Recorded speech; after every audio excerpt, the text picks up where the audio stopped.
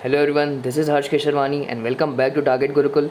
Target Gurukul में आपका स्वागत है। आज की वीडियो होने वाली है आपकी essentials of e commerce second के कुछ मोस्ट इंपॉर्टेंट एमसीक्यूज़ के ऊपर। ठीक है, ये पीडीएफ आपका बाइलिंगुअल लैंग्वेज में, ठीक है, बाइलिंगुअल हिंदी इंग्लिश दोनों में आपके सारथी वाले बैच में ऑलरेडी अपलोडेड है। ठीक है, तो जो सारथी वाले बच्चे हैं ना, वहाँ पे और भी सारे एमसीक्यूज़ के वीडियोज़ और पीडीएफ्स आपके अपलोडेड हैं, वहाँ से उसको एक्सेस ज़रूर करिएगा। ठीक है, एग्ज़ाम से पहले वो सारे पीडीएफ आप गो थ्रू होके जाइएगा, क्वेश्चंस आपको बहुत मिलने वाले हैं वहाँ से। ठीक है, तो सारथी वाले बच्चे समझ गए होंगे क्या करना है, और इस वीडियो में डिस्कस करते हैं कौन कौन से वो क्वेश्चंस हैं। चलो आ जाओ आगे बढ़ते पहले क्वेश्चन के ऊपर, जो कि इसमें 2 है आपका, पहला इसमें मिसिंग है। चलो, the information technology act 2000, information technology act 2000 is an act of Indian parliament. ठीक है, इंफॉर्मेशन टेक्नोलॉजी एक्ट 2000 जो है वो कौन से दिन में आया था? ठीक है, तो वो आया था आपका 17 अक्टूबर 2000। ऑप्शन डी यहाँ पे आपका सही हो जाएगा, 17 अक्टूबर 2000। ठीक है, 2000 तो रहेगा ही रहेगा, डेट क्या रहेगी? 17 अक्टूबर। क्लियर है? चलो आगे बढ़ते क्वेश्चन नंबर 3 के ऊपर। Digital signature certificate is dash requirement under various applications. ये जो डिजिटल सिग्नेचर सर्टिफिकेट होता है वो कैसा रिक्वायरमेंट होता है अंडर वेरियस एप्लीकेशंस के अंदर? तो वो कैसा रिक्वायरमेंट है? वो है आपका एक तरह का स्टैचुरी रिक्वायरमेंट। कौन सा रिक्वायरमेंट है? Statutory requirement. क्लियर है? चलो आगे बढ़ते हैं नेक्स्ट क्वेश्चन के ऊपर। Accessing computer without prior authorization is a cyber crime. ठीक है, डैट कम्स अंडर। अगर आप किसी के कंप्यूटर को बिना ऑथराइजेशन के, ठीक है, आप ऑथराइज पर्सन नहीं हो तब भी उसके कंप्यूटर को आप एक्सेस करते हो, तो ये एक तरह का साइबर क्राइम है। ठीक है, ये साइबर क्राइम जो है वो कौन से सेक्शन के अंडर आता है? ये आता है आपका सेक्शन 66 के अंदर। कौन से सेक्शन के अंदर? सेक्शन 66, याद रहेगा। चलो आगे बढ़ते हैं क्वेश्चन नंबर 5 के ऊपर। Dash means a person who has been guaranteed a licence to issue a electronic signature certificate. वो पर्सन जिसको हम गारंटी दिया गया है लाइसेंस इशू करने का इलेक्ट्रॉनिक सिग्नेचर सर्टिफिकेट का, वो कौन है? वो है आपका सर्टिफाइंग अथॉरिटी। ठीक है, कौन सी अथॉरिटी? Certifying authority. वो पर्सन है, वो अथॉरिटी है जिसको लाइसेंस दिया गया है इशू करने का। क्या इशू करने का? Electronic signature certificate. याद रहेगा कौन सी अथॉरिटी है? Certifying authority. ठीक है, आगे बढ़ते हैं नेक्स्ट क्वेश्चन के ऊपर।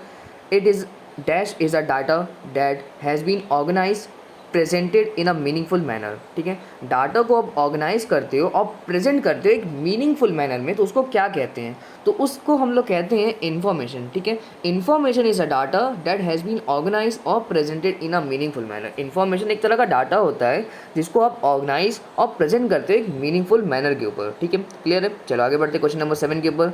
Dash is an application of information and communication technology for. ठीक है, information and communication technology for किसके लिए होता है? वो होता है इलेक्ट्रॉनिक गवर्नेंस के ऊपर। ठीक है, इलेक्ट्रॉनिक गवर्नेंस के लिए होता है information and communication technology. ICT अगर आएगा ना, अगर एग्जाम में आपकी आईसीटी लिख के आ गया तो आप क्या टिक कर देना? Electronic governance. ठीक है, कौन सा governance? Electronic governance.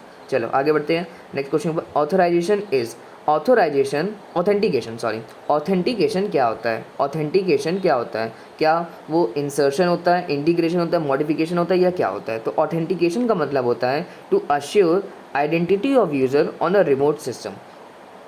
To assure identity of user on a remote system. ठीक है, आप उस पर्सन की आइडेंटिटी को अश्योर करते हो, उसको हम लोग क्या कहते हैं? ऑथेंटिकेशन कहते हैं। ठीक है, क्या कहते हैं? ऑथेंटिकेशन। आगे बढ़ते हैं नेक्स्ट क्वेश्चन के ऊपर। The following can not be exploited by assigning और by licensing the rights of others. The following can not be exploited by assigning और by licensing the rights of others. तो वो क्या है? वो होता है ट्रेडमार्क। अगर आप कोई चीज़ पे ट्रेडमार्क कर देते हो तो वो एक्सप्लॉइट नहीं हो पाता है, लाइसेंस के थ्रू आप किसी चीज़ को दे पाते हो, ट्रेडमार्क। ठीक है, चलो आगे बढ़ते हैं नेक्स्ट क्वेश्चन ऊपर। 11, which are the following is a cyber crime. इनमें से कौन सा साइबर क्राइम है? ठीक है, hacking, virus attack, worm attack, या फिर सभी? तो साइबर क्राइम आपको पता है हैकिंग भी इस तरह का साइबर क्राइम है। ठीक है, वॉर्म अटैक करना भी एक तरह का साइबर क्राइम है, वायरस अटैक करना भी एक तरह का साइबर क्राइम है। तो कौन सा ऑप्शन हो गया? Option D, all of these. ये सारे ही जो है ये एक तरह के साइबर क्राइम है, साइबर क्राइम के अंडर आते हैं। चलो आगे बढ़ते हैं नेक्स्ट क्वेश्चन के ऊपर। In cyber laws terminology DOS means. Cyber law में एक वर्ड है DOS। इसका मतलब क्या होता है? तो DOS का मतलब होता है डिनाइल ऑफ सर्विस। ठीक है, डिनाइल ऑफ सर्विस। ठीक है, साइबर क्राइम के अंदर एक वर्ड है आपका, साइबर लॉ के अंदर एक वर्ड है आपका DOS। तो इस DOS का फुल फॉर्म क्या है? तो DOS का फुल फॉर्म है डिनाइल ऑफ सर्विस। क्लियर है, याद रहेगा ना। चलो, डिनायल ऑफ सर्विस। चलो आगे बढ़ते हैं नेक्स्ट क्वेश्चन के ऊपर। सेक्शन 66F, ठीक है, section 66F of IT act deals with. IT act का सेक्शन 66F है, ठीक है, एक तरह का एक्ट है, वो किस में डील करता है, किस बारे में बातें होती हैं उसमें, ठीक है, किस चीज़ के बारे में कहा गया है। तो उसमें कहा गया है 66F में साइबर टेररिज्म के बारे में, ठीक है, किसके बारे में कहा गया है, साइबर टेररिज्म, ठीक है। कौन सा सेक्शन है, सेक्शन 66F, किसका, IT एक्ट का। कौन से एक्ट का, IT एक्ट का। किस बारे में बातें कही गई हैं उसमें, साइबर टेररिज्म के बारे में। किसके बारे में, साइबर टेररिज्म, याद रहेगा ना, याद। 66F आएगा, कौन सा वो गया, साइबर टेररिज्म, ठीक है। चलो आगे बढ़ते हैं नेक्स्ट क्वेश्चन के ऊपर। India's first cyber police station, ठीक है, इंडिया का पहला साइबर पुलिस स्टेशन कहाँ पे है, दिल्ली में, चेन्नई में, मुंबई में या फिर बेंगलोर में, ठीक है। तो इंडिया का पहला साइबर पुलिस स्टेशन आपका बेंगलोर में है, ठीक है। यहाँ पे स्पेलिंग मिस्टेक है पर आप समझ जाओ कि क्या लिखा है, बेंगलोर है, ठीक है। फर्स्ट साइबर पुलिस स्टेशन, ठीक है, आपके एग्जाम में अगर क्वेश्चन आता है इंडिया का पहला साइबर पुलिस स्टेशन कहाँ पे है, तो वो है आपका बेंगलोर में। चलो नेक्स्ट क्वेश्चन पे आगे बढ़ते हैं। Which are the following are examples of mobile virus, इनमें से कौन कौन सा मोबाइल वायरस का एग्जाम्पल है, ठीक है। तो skull trojan, mosquito trojan, cyber worm, ये सारे ही एक तरह के मोबाइल वायरसेस हैं, ठीक है। ऑप्शन क्या हो गया, option D, all of this, ये सारे ही एक तरह के मोबाइल के वायरस हैं, ठीक है। चलो, C2G is a type of E government, ठीक है। व्हाट डज दिस मीन, ठीक है। C2G एक तरह का ई गवर्नमेंट है, ठीक है। इसका मतलब क्या होता है, इसका मतलब होता है सिटीजन टू गवर्नमेंट इंटरेक्शन, ठीक है। C से क्या हो गया आपका सिटीजन, G से क्या हो गया गवर्नमेंट, ठीक है। सिटीजन टू गवर्नमेंट इंटरेक्शन क्या बताता है, C2G is a type of E government, ठीक है। C2G एक तरह का ई गवर्नमेंट है, इसका फुल फॉर्म क्या है C2G का, सिटीजन टू गवर्नमेंट इंटरेक्शन, ठीक है। चलो आगे बढ़ते हैं नेक्स्ट क्वेश्चन के ऊपर। ई गवर्नमेंट डिसएडवांटेज, ई गवर्नमेंट के क्या क्या डिसएडवांटेज है। ई गवर्नमेंट के एडवांटेज तो बहुत है, आपको पता है, पर इसके डिसएडवांटेज क्या है, ठीक है। देखो एडवांटेज क्या हो गया, any time and any places. आप ई गवर्नमेंट है, अगर इलेक्ट्रॉनिक गवर्नमेंट है, ठीक है, तो उसको वो गवर्नमेंट जो है वो कहीं भी कहीं से भी एक्सेस कर पाएगी, ठीक है। यूज़र फ्रेंडली इंटरफेस होगा, ठीक है। पर इसका डिसएडवांटेज क्या हो जाएगा कि अगर ई गवर्नमेंट है तो बहुत खर्चा हो जाएगा इस चीज़ को इस्टेब्लिश करने में। क्या हो गया, हाई कॉस्ट। इसका डिसएडवांटेज हो जाएगा ई गवर्नमेंट का कि कॉस्ट बहुत बढ़ जाएगी, ठीक है, हाई कॉस्ट, हाईली कॉस्टली हो जाएगा। चलो आगे बढ़ते हैं नेक्स्ट क्वेश्चन के ऊपर। सिलेक्ट ई गवर्नमेंट एम, ई गवर्नमेंट का क्या एम है, ठीक है, ई गवर्नमेंट का क्या क्या एम है। Few communication service, increase the initial and subsequent cost of the entities of each licence. क्या ये एम है उसका, नहीं। एम क्या है, leading develop countries in ICT, ठीक है। ई गवर्नमेंट का क्या एम है, leading developing countries in ICT में डेवलप करना, ठीक है। इसका एम है, किसका एम है, ई गवर्नमेंट का। चलो नेक्स्ट क्या है, what is E government, E government क्या है, क्या ई गवर्नमेंट इलेक्ट्रॉनिक गवर्नमेंट है, एनर्जी गवर्नमेंट है या फिर इंटरनेशनल गवर्नमेंट है। ई गवर्नमेंट मतलब इलेक्ट्रॉनिक गवर्नमेंट, ठीक है। ई गवर्नमेंट का क्या फुल फॉर्म है, इलेक्ट्रॉनिक गवर्नमेंट। नेक्स्ट क्वेश्चन पे आगे बढ़ते हैं। Which of the following is the part of the 4 main types of e commerce, इनमें से कौन सा पार्ट है 4 main types of E commerce का, ठीक है। तो ई कॉमर्स के क्या क्या टाइप होते हैं आपको पता है, ठीक है। B2B, C2B, B2C, D2C, ठीक है। B2B का क्या मतलब होता है, बिजनेस टू बिजनेस। B2C का क्या मतलब होता है, बिजनेस टू कस्टमर, ठीक है। C2B का क्या होता है, कस्टमर को बिजनेस, ठीक है। ये सारी तरह के मेन पार्ट हैं। तो क्या है, ऑल ऑफ दीज ऑप्शन आपका यहाँ पे सही हो जाएगा। B2B, C2B, B2C और ये तो D2C भी होता है, डायरेक्ट टू कस्टमर। ये सारी टाइप्स हैं ई कॉमर्स के, ठीक है, सभी टाइप्स हैं। क्या हो गया, ऑल ऑफ दीज ऑप्शन आपके यहाँ पे आपका सही हो गया। चलो next question. Which type of e commerce focuses on consumers dealing with each other, ठीक है।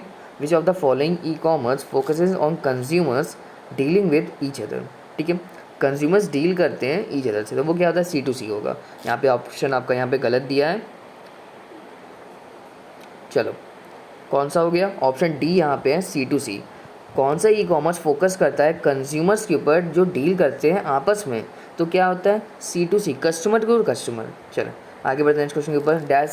Dash is concern with the buying and selling information products and services over computer communication networks, ठीक है। Dash is concern with the buying and selling information, ठीक है। Selling आप bye करते हो, cell करते हो इन्फॉर्मेशन को, ठीक है, प्रोडक्ट्स को और सर्विसेज को ओवर कंप्यूटर कम्युनिकेशन नेटवर्क, तो क्या होता है, वो आपका होता है ई कॉमर्स, ठीक है। ई कॉमर्स के थ्रू आप प्रोडक्ट्स को बेचते हो, ख़रीदते हो, ठीक है, सर्विसेज को एक्सेस करते हो, ख़रीदते बेचते हो, या इन्फॉर्मेशन को ख़रीदते हो बेचते हो। ई कॉमर्स यहाँ पे आपका ऑप्शन हो जाएगा। नेक्स्ट है आपका dash allows a business application on the computer of one organisation to communicate directly with the other business with the business application on the computer of another company, ठीक है। Dash allows a business application on the computer of one organisation, एक organisation के computer को directly with the business application of computer of another company. कौन सा उसमें हो जाएगा, क्या हो जाएगा, वो क्या अलाउ, वो कौन सा मॉडल है जो अलाउ करता है बिजनेस एप्लीकेशन को एक कंप्यूटर के, एक ऑर्गेनाइजेशन के कम्युनिकेट करता है दूसरे एप्लीकेशन के जो अनदर कंपनी के कंप्यूटर में है। तो वो होता है आपका ईडीआई, ठीक है, इलेक्ट्रॉनिक डाटा इंटरचेंज, ठीक है। इलेक्ट्रॉनिक डाटा इंटरचेंज आपका ऑप्शन यहाँ पे सही हो जाएगा, ठीक है, इस पर मत जाइए आप। चलो, इलेक्ट्रॉनिक डाटा इंटरचेंज, ईडीआई का फुल फॉर्म है आपका इलेक्ट्रॉनिक डाटा इंटरचेंज, जो अलाउ करता है बिजनेस एप्लीकेशन को एक ऑर्गेनाइजेशन के कंप्यूटर को कम्युनिकेट करने के लिए डायरेक्टली दूसरे कंपनी के कंप्यूटर के थ्रू, ठीक है, कंप्यूटर के साथ। क्या हो जाएगा, ईडीआई इलेक्ट्रॉनिक डाटा इंटरचेंज। चलो, नेक्स्ट है आपका electronic exchange of business documents in a standard format is known as. Electronic exchange होता है बिजनेस के डॉक्यूमेंट्स स्टैंडर्ड फॉर्मेट में, उसको क्या कहते हैं, उसको कहते हैं हम लोग ईडीआई इलेक्ट्रॉनिक डाटा इंटरचेंज। चलो आगे बढ़ते हैं क्वेश्चन नंबर 25 के ऊपर। Among the alternative models of B2B e commerce dash is the best earns to obtain a competitive advantage in the market place, ठीक है। इतने सारे अल्टरनेटिव मॉडल्स है B2B ई कॉमर्स के, इनमें से कौन सा बेस्ट है ऑब्टेन करने के लिए एक तरह का कॉम्पिटिटिव एडवांटेज कहाँ पे, मार्केट प्लेस में। तो वो है आपका स्ट्रैटेजिक रिलेशनशिप बेस्ड, ठीक है। कौन से B2B ई कॉमर्स मॉडल से आप कॉम्पिटिटिव एडवांटेज गेन करते हो, वो है आपका स्ट्रैटेजिक रिलेशनशिप बेस्ड मॉडल से, ठीक है। चलो आगे बढ़ते हैं नेक्स्ट क्वेश्चन के ऊपर। Dash is basically a concept of online marketing and distributing of products and services over internet, ठीक है। डैश इज़ बेसिकली एक कॉन्सेप्ट ऑफ ऑनलाइन मार्केटिंग, ठीक है, कौन सा एक कॉन्सेप्ट ऑनलाइन मार्केटिंग और डिस्ट्रीब्यूशन ऑफ प्रोडक्ट्स का और सर्विसेज का ओवर इंटरनेट, ठीक है। कौन सा कॉन्सेप्ट होता है ऑनलाइन मार्केटिंग और distributing of product services over internet का, ठीक है। तो ये होता है आपका ई कॉमर्स, ठीक है। ई कॉमर्स आपका एक होता है, क्या होता है, कॉन्सेप्ट होता है जिसके थ्रू देखो यहाँ पे आपका है, ठीक है, ई कॉमर्स, ठीक है। कौन सा कॉन्सेप्ट होता है जिसके थ्रू आप online marketing and distributing of products and services करते हो इंटरनेट के थ्रू, वो होता है आपका ई कॉमर्स, ठीक है, ई कॉमर्स, ठीक है।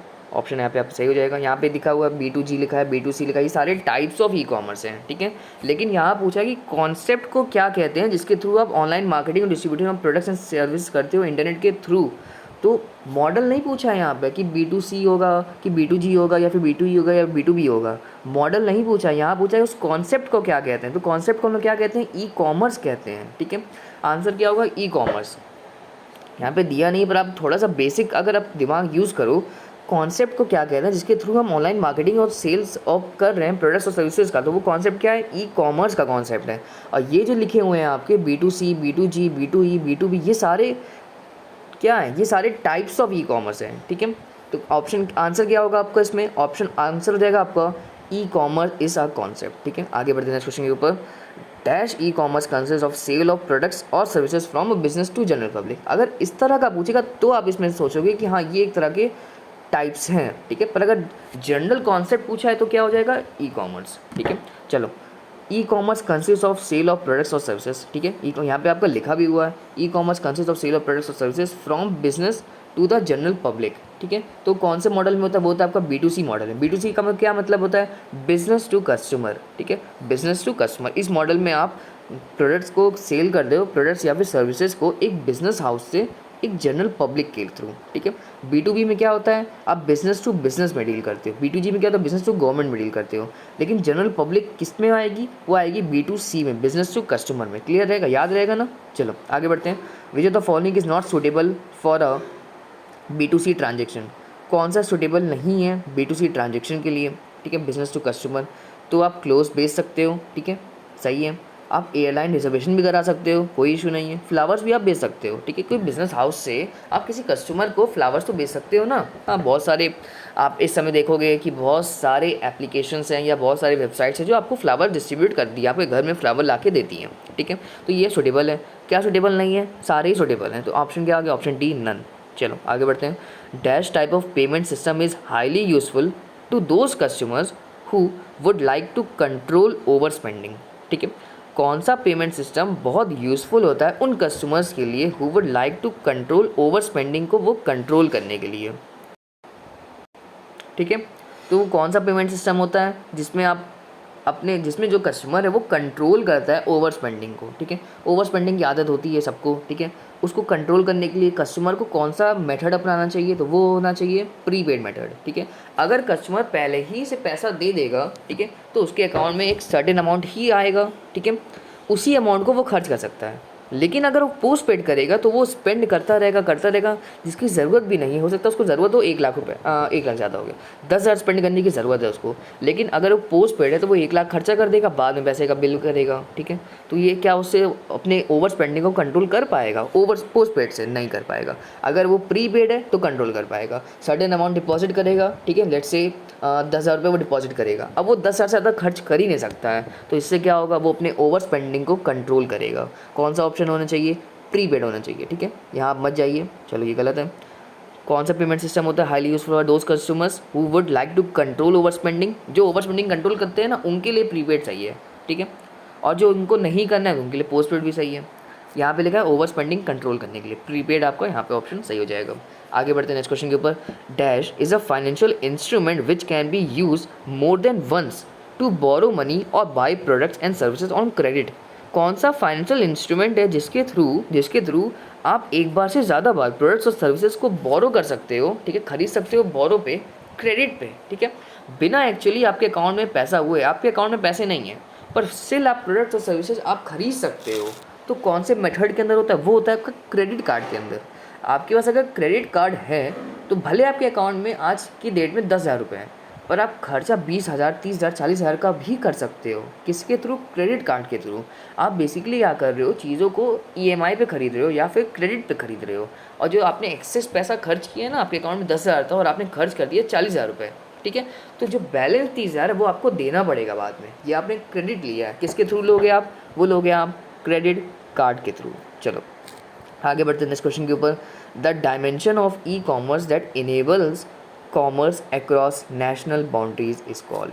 वो डायमेंशन ई कॉमर्स का जो इनेबल करता है कॉमर्स को नेशनल बाउंड्रीज़ के अक्रॉस, मतलब सिर्फ एक देश में सीमित नहीं है, ठीक है। आप अपने देश की, इंडिया की नेशनल बाउंड्रीज़ के हट के भी आप सिर्फ इंडिया में नहीं कॉमर्स कर सकते हो, आप कर सकते हो जापान में, USA में, चाइना में भी कर सकते हो। किसके थ्रू करोगे? वो करोगे आप ग्लोबल रीच के थ्रू। किसके थ्रू? ग्लोबल रीच के थ्रू। ग्लोबल रीच एक ऐसा डायमेंशन है ई कॉमर्स का जो इनेबल करता है कॉमर्स को नेशनल बाउंड्रीज़ के अक्रॉस, ठीक है। सिर्फ एक देश में, एक देश की नेशनल बाउंड्री तक वो सीमित नहीं रहता है, उसके बियॉन्ड भी आप अपने ई कॉमर्स को इस्टेब्लिश कर सकते हो, चीज़ों को, अपने सामान को, प्रोडक्ट्स और सर्विसेज को सेल कर सकते हो। क्या डायमेंशन है? Global reach. चलो next question. Which are the following describes e commerce? E commerce क्या है? Doing business, sale of goods, या फिर डूइंग बिजनेस इलेक्ट्रॉनिकली? तो ई कॉमर्स का बेस्ट आंसर है आपका डूइंग बिजनेस इलेक्ट्रॉनिकली, ठीक है। बेस्ट आंसर क्या होगा आपका? Which of the following best describes e commerce? Doing business electronically. सब कुछ आ गया है इसमें। आप बिजनेस करोगे, कैसा करोगे? इलेक्ट्रॉनिकली करोगे, ठीक है। फिजिकल अपीयर नहीं रहोगे, इलेक्ट्रॉनिकली बिजनेस होगा। वो डिस्क्राइब करता है किसको? ई कॉमर्स को। चलो आगे बढ़ते हैं। Which of the following, I hope कि सारथी वाले बच्चे जो आपके बैच में इसके PYQs हैं या फिर और भी जो इसके MCQs के क्वेश्चंस हैं वो आप पूरे सॉल्व करके जा रहे हो, ठीक है। कुछ भी छोड़ के मत जाइएगा। अगर आपने ये सब्जेक्ट चूज़ किया है तो इसके, और आपने अगर सारथी लिया हुआ है, ठीक है, तो जितने भी चीज़ें हैं आपके बैच में, जितने भी कंटेंट आपके बैच में अपलोडेड हैं, उसको सारे चीज़ों को एक बार देख के जाइएगा। अभी भी आपके पास टाइम है, ठीक है, अभी भी लेट नहीं हुआ है, ठीक है। एग्ज़ाम से पहले आप सारे चीज़ों के एक बार गो थ्रू होके जाइएगा, आंसर से एक बार देख के जाइएगा। एग्ज़ाम में आपको बहुत काम आने वाला है। चलो, which of the following is the part of 4 main types of e commerce, ठीक है। कौन सा पार्ट है, ये क्वेश्चन हमको लग रहा है रिपीटेड है, ठीक है, बट स्टिल आप बता लोगे कौन सा है। ऑल ऑफ दिस है, B2B एक पार्ट है, B2C भी एक पार्ट है और C2B एक पार्ट है। कौन सा ऑप्शन हो गया, all of the above. Which segment do eBay Amazon.com belong. eBay जो है, अमेज़ॉन जो है वो किसको बिलोंग करता है, तो वो करता है C2C, customer to customer. eBay आपको पता है कि नहीं, eBay एक ऑनलाइन ऑक्शन वेबसाइट है जिसमें जैसे OLX है ना, वैसे ही eBay भी काम करता है, ठीक है। eBay लेकिन बाहर की कंपनी है। eBay कैसे काम, OLX की तरह है आपका, ठीक है, कस्टमर टू कस्टमर में डील करता है। चलो next question, which type of e commerce focuses on consumers dealing with each other. कौन से टाइप्स ऑफ ई कॉमर्स में फोकस होता है जिसमें कंज्यूमर डील करते हैं आपस में, ठीक है। कौन सा एग्जांपल हो गया, आप समझ पा रहे होगे, ये हो गया एग्जांपल आपका OLX का, जहाँ पे कस्टमर आपस में डील कर रहे हैं। मतलब कोई कस्टमर है जिसके पास कोई सामान है, अब उसको उसकी ज़रूरत नहीं है, ठीक है, वो क्या करेगा, उस सामान को किसी और को दे देगा, ठीक है। तो देगा तो वो भी तो कस्टमर ही हुआ, और दे कौन रहा है, मिल किस रहा है, कस्टमर को। मिल किसको रहा है, वो भी कस्टमर को। तो ये क्या है, C2C, customer to customer oriented business, ठीक है। eBay भी इसी का एग्जांपल है। OLX भी आ जाएगा तो भी आप क्या करोगे, C2C, एक कस्टमर दूसरे कस्टमर के साथ बिजनेस कर रहा है, ठीक है। आप कोई सामान है जिसको आपको ज़रूरत नहीं है, वो आप किसी दूसरे कस्टमर को दे देते हो जिसको उसकी ज़रूरत है। तो ये किसका एग्जांपल है, C2C का, ठीक है, कस्टमर टू कस्टमर, ठीक है। कुछ क्वेश्चन से आपके ये MCQs के जो आपके इंपॉर्टेंट हैं, आपके एग्जाम्स में आपको क्वेश्चन मिलने वाले हैं, ठीक है। ये आपके यहाँ पे कवर्ड होते हैं, कंप्लीट होता है। और फिर हम कह रहे हैं PYQ भी अपलोडेड है आपके यूट्यूब पे PYQ भी अपलोडेड है, आप उसको भी एक बार देख के जाइएगा, जहाँ पे 40 क्वेश्चन डिस्कस किए गए हैं। आपको क्वेश्चंस उसमें से देखने को मिलने वाले हैं आपके एग्ज़ाम में, ठीक है। बस इस वीडियो में इतना ही, और आप सारे कंटेंट को पढ़ के जाइएगा, टाइम है अभी आपके पास। हर एक चीज़ को, थ्योरी वाला कंटेंट है थ्योरी वाला कंटेंट, अगर MCQs हैं आपके पास, PYQs हैं आपके पास जो कि साथ ही में अपलोडेड है, वो सारी चीज़ें आप एक बार देख के जाइएगा, फिर आप जाइएगा एग्ज़ाम देने, ठीक है। बहुत लाइटली नहीं लेना है, और बहुत लाइटली नहीं लेना है, चीज़ों को पढ़ के जाना है। थोड़ा सा टेक्निकल पेपर होने वाला है आपका, ठीक है। चलो, ऑल द बेस्ट आपको एग्ज़ाम्स के लिए, और हम मिलते हैं नेक्स्ट वीडियो में। तब तक आप जुड़े रहिए और देखते रहिए टारगेट गुरुकुल।